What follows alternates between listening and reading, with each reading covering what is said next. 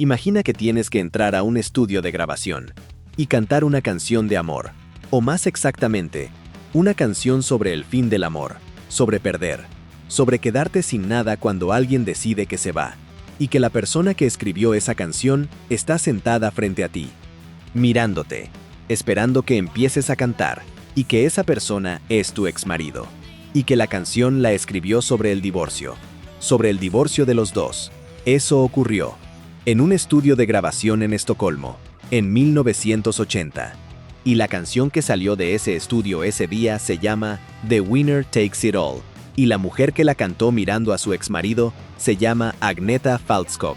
Y el mundo la escuchó durante 50 años, pensando que era una canción de pop, sin saber que era una confesión. ¿Cómo es posible que el grupo más exitoso de la historia del pop europeo, 400 millones de discos vendidos, el catálogo más rentable de la música escandinava, canciones que 50 años después siguen sonando en bodas y en aeropuertos y en películas, grabara sus mejores canciones mientras sus 4 miembros se destruían por dentro? ¿Y que la industria que construyó ese éxito lo supiera? ¿Y que no parara? ¿Y que en 2021 los convirtiera en avatares digitales para seguir explotando la marca cuando los cuerpos reales ya no podían más? Eso es exactamente lo que este documental va a investigar, porque la historia que todo el mundo cree conocer sobre ABBA es la del éxito, la de las lentejuelas, la de Eurovisión, la de Mamma Mía, la de las canciones que todo el mundo sabe cantar aunque no hable sueco. Y esa historia es real, y es solo la mitad. La otra mitad ocurrió puertas adentro, en los estudios de grabación, en los camerinos, en los contratos, en las conversaciones que Polar Music y su manager Stig Andersson no querían que nadie escuchara, y en las canciones, que son donde Björn y Agneta, y Benny y Annie Frid dijeron todo lo que no podían decir de otra manera. Hoy vas a descubrir 4 cosas que nadie conectó del todo sobre ABBA. Primera, cómo Polar Music y Stig Andersson construyeron una máquina de éxito que dependía de que las dos parejas permanecieran juntas. ¿Y qué ocurrió cuando esas parejas empezaron a romperse? Segunda, lo que The Winner Takes It All, One of Us y The Day Before You Came dicen realmente. Las canciones que 50 años después todo el mundo sabe cantar, y que eran el diario íntimo de 2 divorcios simultáneos que la industria intentó mantener en secreto. Tercera, lo que le pasó a Agneta Faltskog y a Annie Frid Lyngstad después de que ABBA se separó, las 2 mujeres que pusieron la voz. Lo que el sistema hizo con ellas cuando la máquina dejó de necesitarlas. Y la cuarta, la más perturbadora, es la pregunta que este documental va a hacerse al final sobre los avatares digitales. Te la guardo para el final, porque necesitas entender las 3 primeras para que la cuarta te golpee como tiene que golpearte. Lo que está en juego aquí va más allá de la nostalgia. Si lo que vamos a ver es cierto, ABBA no fue solo el grupo más exitoso de la historia del pop europeo. Fue el ejemplo más documentado de algo que la industria musical lleva décadas haciendo: tomar lo que las personas crean, incluyendo su dolor, especialmente su dolor, y convertirlo en el producto más vendible posible, sin preguntarles si están dispuestas a pagarlo. Capítulo 1. 2 parejas, una banda y el proyecto más calculado de la historia del pop. En junio de 1966, 2 jóvenes músicos suecos se conocieron por primera vez.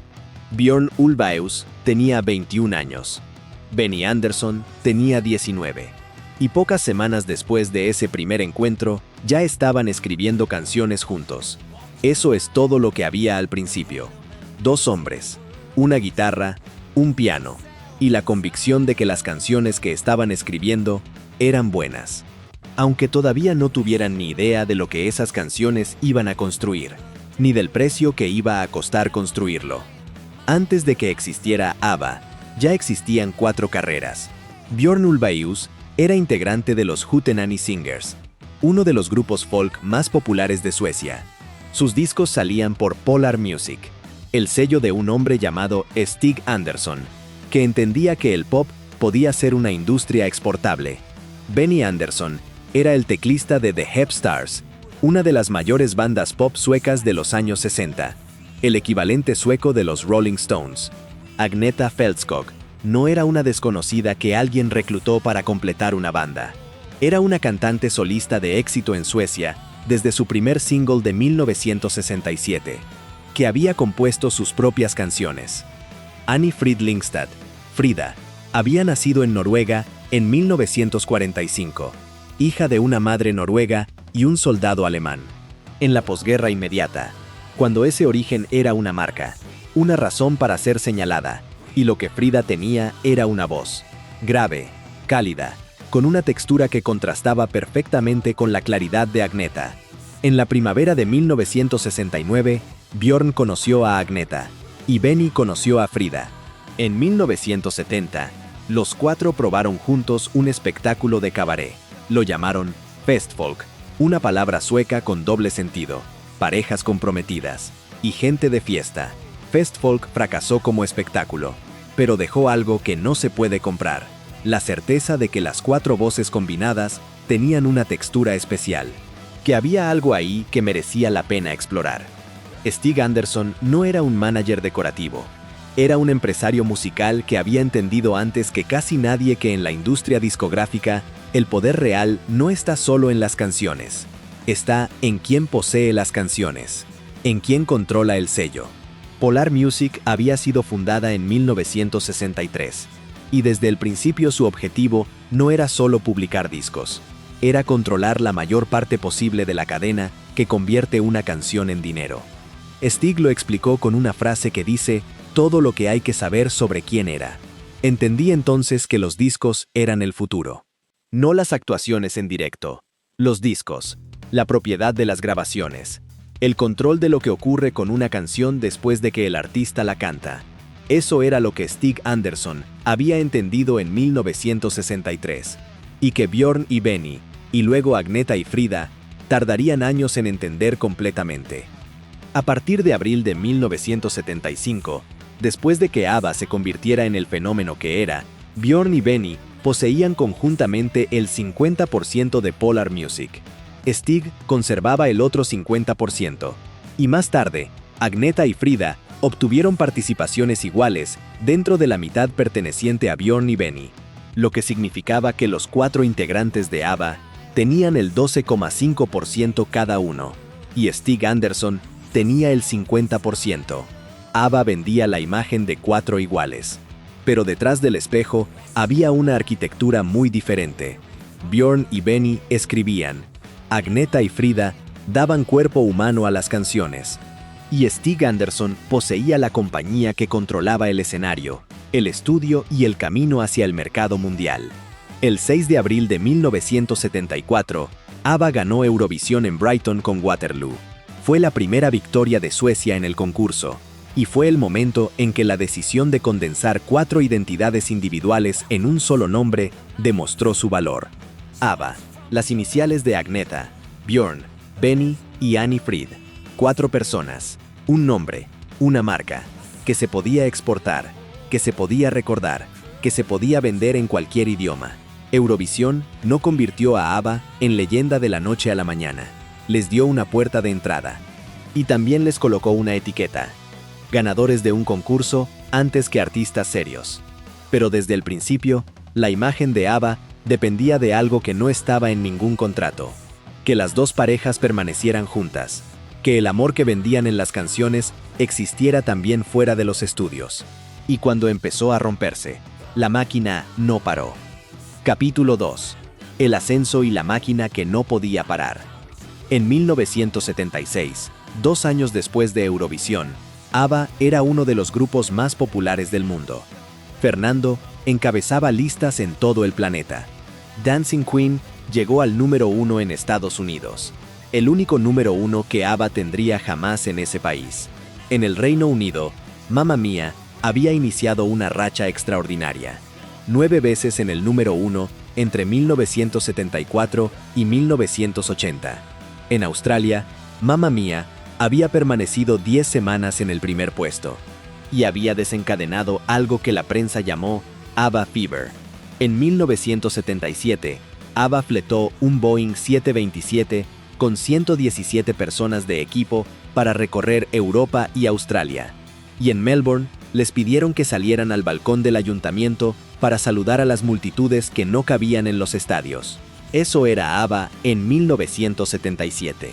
Una compañía en movimiento, un espectáculo, una marca, que el mundo no podía dejar de comprar, y que sus 4 integrantes no podían dejar de alimentar, aunque quisieran, aunque no pudieran más. ABBA no era una banda que disfrutara de girar continuamente.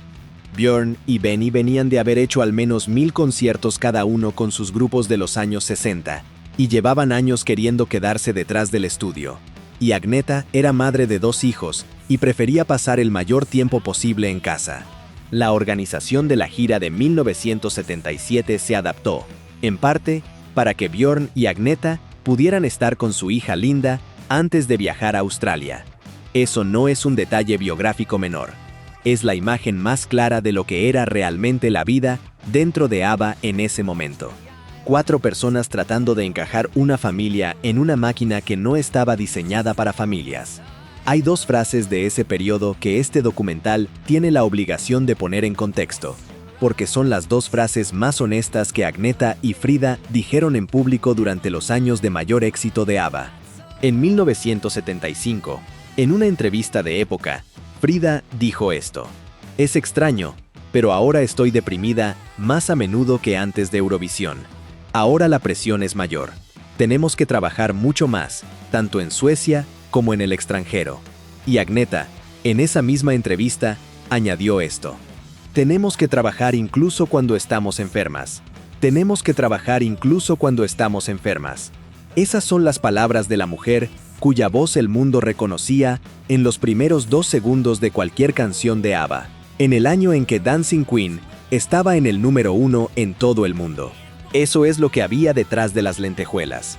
Polar Music era la ventaja competitiva que hacía posible todo esto. No era un sello externo que simplemente licenciaba los discos de ABBA. Era parte del sistema creativo y económico dentro del que el grupo funcionaba. En mayo de 1978, Polar abrió Polar Music Studio, el estudio donde ABBA grabaría el resto de sus álbumes, el estudio donde se grabaría The Winner Takes It All, el estudio donde Agneta cantaría mirando a su exmarido, sin que nadie pudiera detener la sesión, porque la máquina no podía parar. En 1979, mientras la gira norteamericana y europea recorría estadios, y mientras Chiquitita sonaba en todas las radios del mundo, Björn y Agneta anunciaron su divorcio. Y la historia oficial de ABBA reconoce exactamente lo que eso significó, que el divorcio derrocó la imagen de 2 parejas felices haciendo música. Derrocó. Esa es la palabra que usa la historia oficial. Y cuando esa imagen se cayó, la máquina siguió funcionando, porque la máquina no podía parar. Capítulo 3. El primer divorcio. El matrimonio terminó. El álbum no podía esperar. El 16 de enero de 1979, Chiquitita entró en las listas de todo el mundo. Era una de las canciones más hermosas que ABBA había grabado. Una balada sobre consolar a alguien que sufre, sobre decirle que el dolor pasará, que el sol volverá a brillar. Y ese mismo día, Björn Ulvaeus y Agneta Fältskog anunciaron que se divorciaban. El mismo día, Chiquitita en todas las radios. Y el comunicado del divorcio en todos los periódicos. Eso no fue una coincidencia. Fue la imagen más perfecta de lo que era ABBA en enero de 1979. Una máquina que no tenía mecanismo de pausa. El anuncio fue formulado con precisión. Con el tipo de precisión que se usa cuando hay un abogado, un manager y una empresa que proteger. Agneta lo dijo con las palabras más sencillas posibles. La ruptura llevaba tiempo gestándose. Simplemente nos fuimos distanciando. Es tan sencillo como eso. Y luego añadió algo que la máquina necesitaba que dijera. La música no tuvo nada que ver con la ruptura de nuestro matrimonio. Björn fue más explícito sobre cuánto había durado el proceso. No renunciamos a este matrimonio fácil ni rápidamente. Nos llevó 2 años aceptar que debíamos terminarlo. 2 años. 2 años de saber que algo se estaba rompiendo. Mientras grababan álbumes. Mientras hacían giras, mientras cantaban canciones sobre el amor, mientras la máquina seguía produciendo. ¿Qué hizo ABBA después del anuncio? Entró al estudio. La historia oficial lo dice, con una claridad que merece reproducirse exactamente. Que muchos observadores creyeron que el grupo se terminaría después del divorcio, y que sin embargo, durante los meses siguientes, se compusieron y grabaron a toda velocidad las 5 canciones que todavía faltaban para completar el álbum. 5 canciones, compuestas y grabadas a toda velocidad, después de que el matrimonio que sostenía la imagen de la banda se rompiera públicamente. El 23 de abril de 1979, Boulez Bus llegó al mercado, apenas 3 meses después del anuncio del divorcio, y llegó al número 1 en más de 10 países, y generó 4 singles de éxito, porque la máquina funcionaba, independientemente de lo que ocurriera dentro de ella. Björn reconoció que una de las canciones del álbum, If It Wasn't for the Nights, nació de algo muy específico, algo que me golpeó una noche de soledad. Una noche de soledad, después de tomar la decisión de divorciarse, convertida en una canción, que el mundo bailó en las discotecas, sin saber de dónde venía. Y Agneta dijo algo sobre Boulez Bus, que es una de las frases más complejas y más reveladoras de toda esta historia. El álbum pudo haber salido mejor a causa de ello. Mejor a causa de ello. No a pesar del divorcio. A causa del divorcio. La observación de alguien que ha entendido algo sobre el proceso creativo, que a veces el dolor produce arte mejor que la felicidad, y que la industria musical lo sabe, y lo aprovecha, y no siempre les pregunta si están dispuestos a pagarlo. Björn y Agneta construyeron en público una historia de madurez. Björn sigue siendo un buen amigo mío. No se vive con alguien durante 8 años, se tienen 2 hijos, y no se conserva ningún sentimiento. Y sobre ABBA añadió: Agneta y yo no tenemos problemas para trabajar juntos ahora. No hay tensión. Así lo presentaron al mundo. Pero Björn añadió una frase más. Una sola, que decía más que todos los comunicados. No hay tensión. Pero por supuesto hubo muchas lágrimas. Muchas lágrimas. Y luego las cámaras. Y luego el estudio. Y luego las 5 canciones que faltaban para completar el álbum. Grabadas a toda velocidad. Porque el calendario no podía esperar las lágrimas. Capítulo 4. The Winner Takes It All. La canción más honesta que nadie entendió. El 2 de junio de 1980, Björn Ulvaeus y Benny Andersson llegaron a Polar Music Studios en Estocolmo, con una melodía y un título provisional, The Story of My Life, la historia de mi vida. Ese era el nombre con el que llegó la canción al estudio, antes de que tuviera letra, antes de que Björn se sentara con una cinta de la base instrumental y una copa de whisky, y escribiera en un solo impulso las palabras que 50 años después todo el mundo conoce. Casi no tuve que cambiar una palabra, dijo después, lo cual fue fantástico. Una canción que llegó entera, de un hombre que llevaba 18 meses procesando un divorcio, y que esa noche encontró las palabras, con una fluidez que él mismo describió como inusual, como si la letra ya existiera en algún lugar, y solo necesitara ser escrita. Björn grabó una maqueta él mismo, y a la gente que la escuchó le gustó. Tienes que cantarla tú, le dijeron. Pero Björn vio lo que él llamó lo sensato. Por supuesto, tenía que cantarla Agneta. Björn rechaza que The Winner Takes It All sea un relato literal de su divorcio con Agneta. Es la experiencia de un divorcio, pero es ficción. En nuestro caso, no hubo un ganador ni un perdedor. Mucha gente cree que sale directamente de la realidad, pero no es así. Y al mismo tiempo, admite que el relato de una pareja que se separa, y el dolor que eso genera, tenía sus raíces en la separación de Agneta y él. La síntesis más honesta es esta. La canción no narra literalmente el divorcio de Björn y Agneta, pero nació de él, y Björn eligió que la cantara Agneta, su exesposa, que conocía exactamente de dónde venía cada palabra. Lo que ocurrió cuando Agneta entró al estudio a grabar esa canción es una de las imágenes más poderosas de toda la historia de ABBA. Agneta lo describió con la precisión de alguien que todavía puede sentirlo. La letra es profundamente personal, y la música es insuperable. Cantarla era como interpretar un papel. No debía dejar que mis sentimientos se apoderaran de mí. Pasó bastante tiempo antes de que me diera cuenta de que habíamos creado una pequeña obra maestra. Cantarla era como interpretar un papel. No debía dejar que sus sentimientos se apoderaran de ella. Eso no es la descripción de una artista cantando una balada pop. Es la descripción de alguien conteniendo algo, activamente, con esfuerzo, para poder terminar la toma, para que la máquina pudiera seguir funcionando. Y Björn, ¿qué ocurrió cuando escuchó a Agneta cantar las palabras que él había escrito? Fue extraño oírla cantarla. Era más como una actriz interpretando algo cuando la cantaba, pero resultaba profundamente conmovedor. Después también hubo algunas lágrimas. El hombre que escribió la canción, llorando mientras escuchaba a su exesposa cantarla, en el estudio de la compañía, que había convertido a los dos en parte de una marca mundial, que los seguía necesitando funcionando. Y la historia oficial de ABBA recoge que quienes estaban presentes en el estudio ese día sintieron que se les llenaban los ojos de lágrimas al escuchar las voces de Agneta y Frida sobre esa melodía. Agneta añadió algo más sobre esa grabación. Soy una persona profundamente emocional y vertí mis experiencias de vida y mis sentimientos en esta canción. Y luego, de repente, la canción se sintió pesada. Ya no era divertido grabar. Había una corriente subterránea de tristeza, una sensación de pérdida, una corriente subterránea de tristeza, en el estudio, mientras grababan el single más exitoso de Super Trooper. Y Agneta dijo algo más que ensancha el significado de la canción más allá de su propio divorcio. Era una mezcla de lo que yo sentía y de lo que sentía Björn, pero también de lo que atravesaban Benny y Frida. Lo que significa que cuando Agneta cantó The Winner Takes It All, no estaba solo cantando sobre su propio divorcio.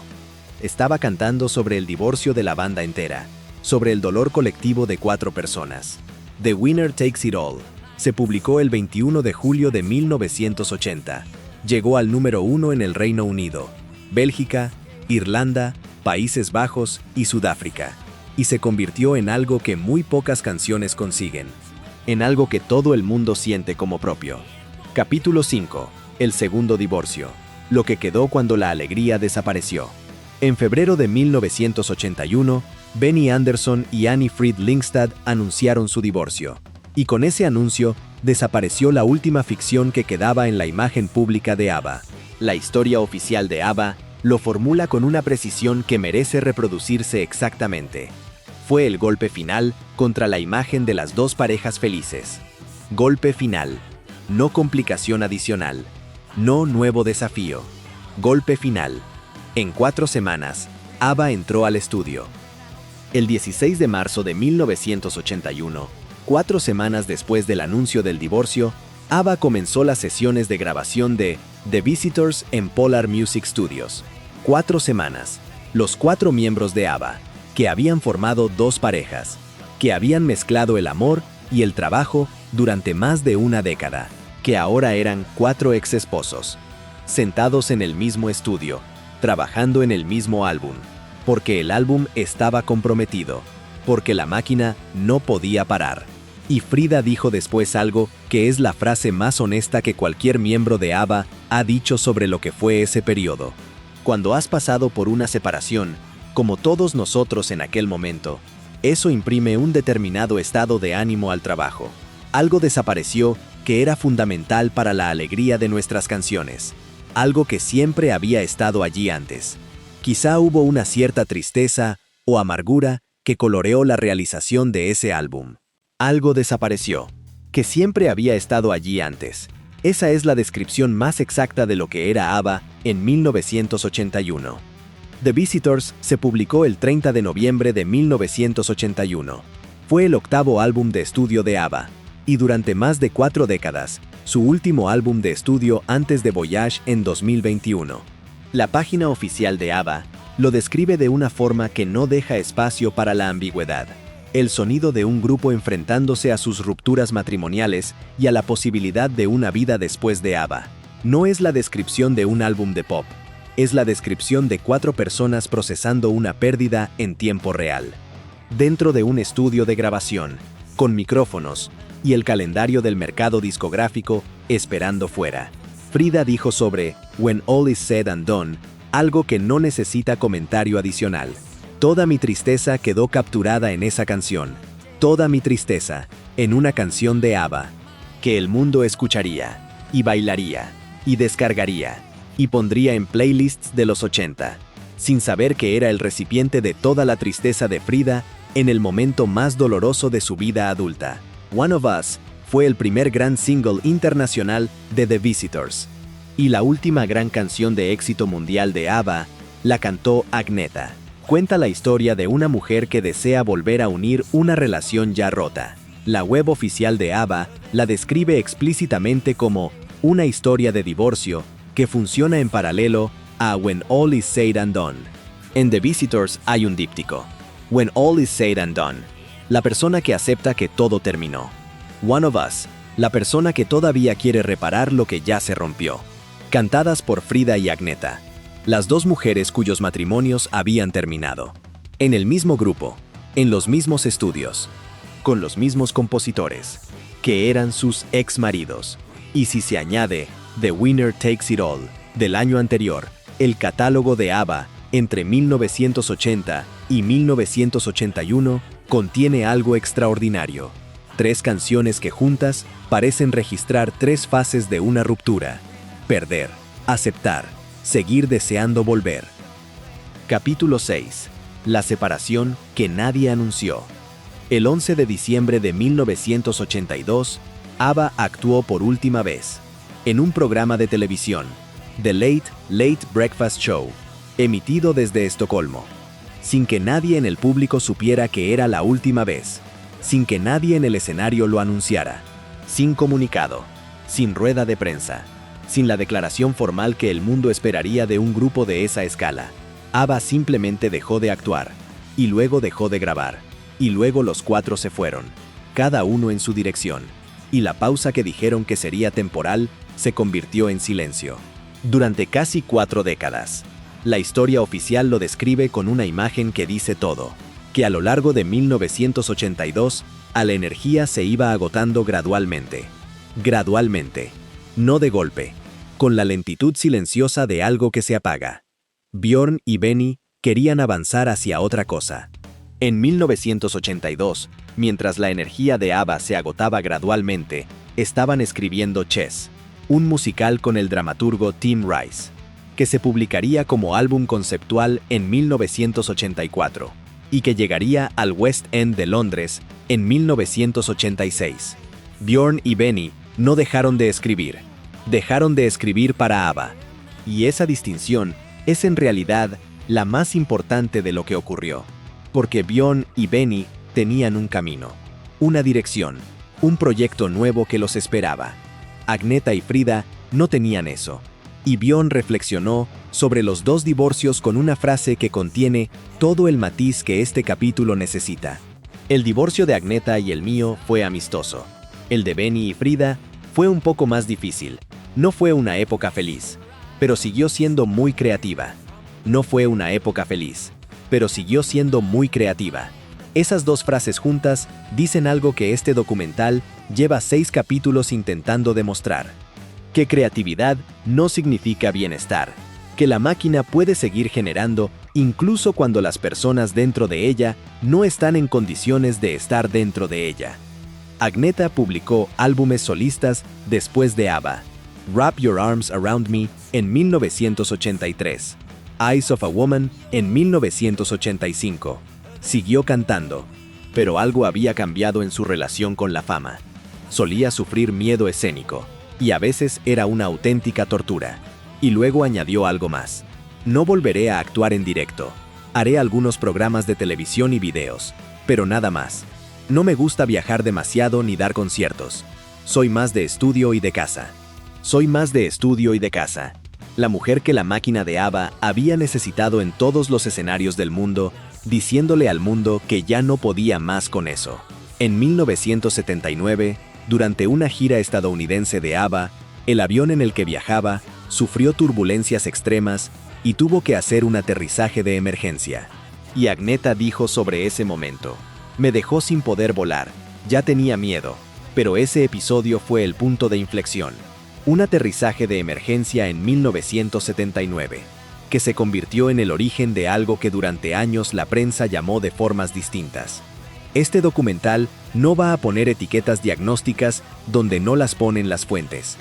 Lo que sí puede decirse es que después de ABBA, cada aparición pública era un esfuerzo, y que la vida que la máquina de ABBA había exigido la había dejado con miedos que tardarían años en procesarse, mientras la máquina seguía vendiendo sus canciones. Frida también siguió trabajando. Something's Going On, en 1982, producido por Phil Collins. Shine, en 1984, 2 álbumes solistas. Pero la trayectoria de Frida después de ABBA se fue moviendo geográficamente. En 1982 dejó Suecia y se trasladó a Londres. En 1986 se mudó a Suiza y eligió una vida mucho más lejos del ruido. Para finales de 1984, los 4 miembros de ABBA habían vendido sus participaciones en Polar Music. La infraestructura empresarial que los había mantenido juntos durante una década se deshacía. En 1989, Stig Andersson vendió sus compañías incluyendo Polar, y Polar pasó a Polygram, y luego a Universal Music Group, que hoy controla el catálogo histórico de ABBA, el catálogo que Agneta y Frida ayudaron a construir, con sus voces, con sus vidas, con sus divorcios, con sus miedos, con sus tristezas capturadas en canciones. Universal no les preguntó cómo estaban, porque Universal compró una empresa, no a 4 personas. Ese es el sistema, y el sistema no para. Capítulo 7. El catálogo eterno. Mamma Mía. Los derechos y lo que la voz no posee. En 1999, 17 años después de que ABBA dejara de actuar, se estrenó Mamma Mía en el Prince Edward Theatre de Londres, un musical construido por Judy Kramer, una mujer que había conocido a Björn y Benny a principios de los años 80 y que había pasado casi 2 décadas convencida de que esas canciones podían sostener una historia teatral propia. Más de 70 millones de espectadores, aproximadamente $4.500 millones de recaudación mundial acumulada desde 1999. Las 2 películas generaron conjuntamente más de $1.100 millones de taquilla mundial. Esas cifras son taquilla bruta. No son lo que llegó a cada miembro de ABBA. La estructura que distribuye los ingresos de Mamma Mía es exactamente tan compleja como la estructura que en 1975 repartía el 50% de Polar entre 4 personas. Aquí hay algo que este documental tiene la obligación de explicar, porque conecta esta historia con otras historias que el canal ha contado. Una misma canción puede generar varias corrientes de dinero, y la persona cuya voz define la memoria colectiva no necesariamente posee la composición ni la grabación maestra. Björn y Benny son los compositores acreditados del repertorio de ABBA, lo que significa que cuando Mamma Mía usa sus canciones, los derechos de composición activan pagos para los compositores. Agneta y Frida son las intérpretes principales de las grabaciones originales. Sus voces son inseparables de la identidad pública de cada canción, pero los espectáculos teatrales de Mamma Mía usan repartos nuevos. No reproducen las voces originales de Agneta y Frida, lo que significa que la estructura de pagos no es la misma que cuando alguien reproduce el máster original en Spotify. No hay declaraciones públicas de Agneta o de Frida que revelen cuánto reciben del catálogo. Este documental no puede afirmar que existe un abuso donde no hay documentos que lo demuestren.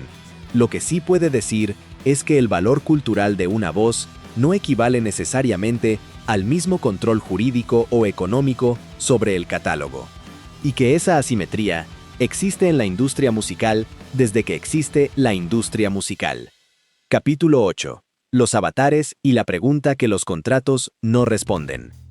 En algún momento de 2016 o 2017, un productor se acercó a Björn y Benny con una propuesta: crear un espectáculo usando versiones digitales tridimensionales de la banda como aparecía en 1979. Agneta y Frida con 20 y tantos años, Björn y Benny con 30 y tantos, bailando, cantando, actuando, cada noche, en un escenario, sin cansarse, sin envejecer, sin divorciarse. Benny describió cómo empezó la conversación. Al principio eran solo 2 canciones, y luego dije, quizá podríamos hacer algunas más. ¿Qué decís, chicas?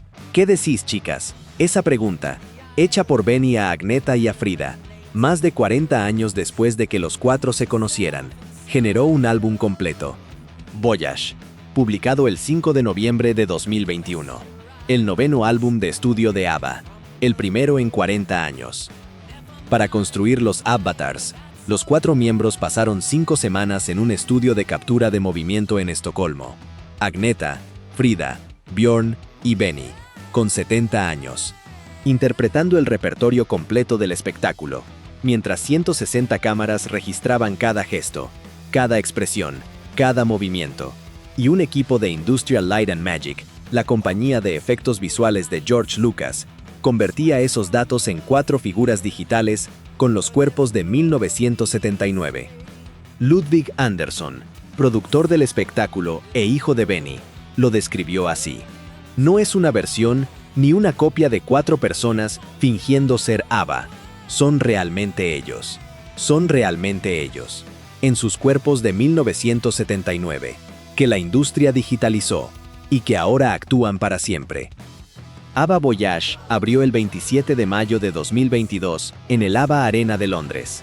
En 2024, Anira, la entidad del proyecto, reportó 104 millones de libras de ingresos y 1.060.000 entradas vendidas. Solo en ese año. Björn ha dicho algo que es importante para entender cómo llegaron Agnetha y Frida al proyecto. Estábamos preparados para que dijeran que no. Habría sido comprensible, pero no lo hicieron, porque a las dos les gusta el lado creativo de las cosas. Eso no describe obediencia contractual, describe consentimiento creativo. También implica que las dos intérpretes tenían una posibilidad real de negarse. Y no lo hicieron. Pero lo que dijeron Agnetha y Frida sobre la experiencia de digitalizarse es donde este capítulo encuentra su corazón. Agnetha describió el proceso así. Durante un mes entero, nos metimos en nuestros trajes espaciales y cascos para interpretar nuestras canciones. Había un equipo fantástico detrás de cientos de monitores, siguiéndolo todo, de la cabeza a los pies, para capturar nuestros movimientos y expresiones faciales. A veces, los cuatro nos preguntábamos en qué nos habíamos metido, pero también nos reímos mucho al mirarnos unos a otros. Y Frida dijo algo que es probablemente la declaración más filosófica que cualquier artista ha hecho sobre ser digitalizado. Es difícil comprender por completo que no soy yo, y sin embargo, sí soy yo. Puedo verme claramente en la figura digital. Los gestos, las expresiones faciales, los ojos que expresan todo tipo de sentimientos. Es absurdo, pero es real. No soy yo, y sin embargo, sí soy yo. Una persona contemplando una representación de sí misma que parece poseer su gesto, su mirada y su presencia, pero que actúa sin ella, cada noche, para miles de personas, sin cansarse, sin envejecer, sin divorciarse. Björn formuló la defensa más clara del espectáculo como experiencia artística. Si construyes la máquina adecuada y la construyes bien, entonces supera la suma de sus partes. El alma de las canciones cobra vida. Y esa alma no depende solo de lo que ves en el escenario. Son las historias y recuerdos que llegan con ellas, los tuyos y los nuestros. La máquina. Björn habla de la máquina. El mismo hombre que construyó Polar Music con Stig Andersson, que escribió The Winner Takes It All después de su divorcio, que eligió que la cantara Agnetha, describiendo el espectáculo donde sus cuerpos de 1979 actúan para siempre, como la máquina adecuada, construida bien. Los contratos de ABBA Voyage no son públicos. No sabemos qué veto tienen Agnetha y Frida sobre sus propios cuerpos digitales. No sabemos qué ocurrirá cuando ellas ya no estén. No sabemos si alguien les preguntará entonces, ¿qué decís, chicas? O si los contratos ya lo habrán decidido por ellas. Hay una pregunta que este documental planteó desde el principio. ¿Cómo es posible que el grupo más exitoso de la historia del pop europeo grabara sus mejores canciones mientras sus 4 miembros se destruían por dentro? La respuesta, después de todo lo que hemos visto, tiene 3 partes. La primera, la máquina no podía parar. Polar Music, Stig Andersson, los contratos internacionales, el calendario del mercado discográfico no tenían un mecanismo de pausa para los divorcios. La segunda, las canciones eran el único lenguaje disponible. Björn no podía publicar un comunicado diciendo lo que sentía. Agneta no podía decirle al mundo lo que significó cantar esa canción mirando a su exmarido. Frida no podía explicar públicamente dónde había ido a parar la alegría que siempre había estado allí. Las canciones eran el único espacio donde la verdad podía existir. The Winner Takes It All, When All Is Said and Done, One of Us, el diario de 2 divorcios simultáneos que el mundo bailó en las discotecas sin saber de dónde venía. La tercera parte es la más difícil de decir, y la más importante. La industria musical no es un sistema diseñado para proteger a las personas. Es un sistema diseñado para proteger el catálogo. Y cuando las personas y el catálogo coinciden, el catálogo gana. Siempre. Desde 1974 hasta 2024. Desde el primer single hasta los avatares digitales que actúan en Londres. Agneta Fältskog tiene 74 años. Annie Frid Lyngstad tiene 78.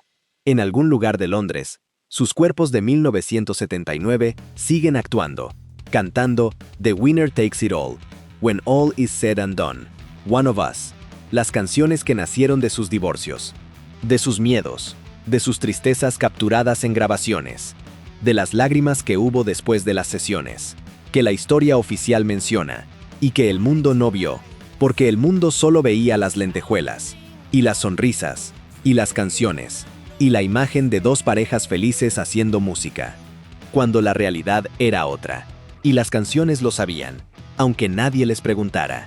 La historia de ABBA no es única en lo que tiene de dolorosa, es única en su escala. Pero el patrón que este documental analizó no es exclusivo de ABBA. En este canal hay más historias que lo demuestran. Chalino Sánchez, que grabó casi 300 canciones entregando los masters a cambio del reembolso de sus gastos, cuyo catálogo tiene más de 1.000 millones de reproducciones en Spotify, y cuya familia tuvo que reconocer ante un notario que esa música no era suya. Mariska Beres, la joven gitana holandesa que grabó Venus en 1969, cuya voz tiene más de 160 millones de reproducciones en Spotify, y que cuando le preguntaron si se había hecho millonaria respondió, no, ojalá fuera así.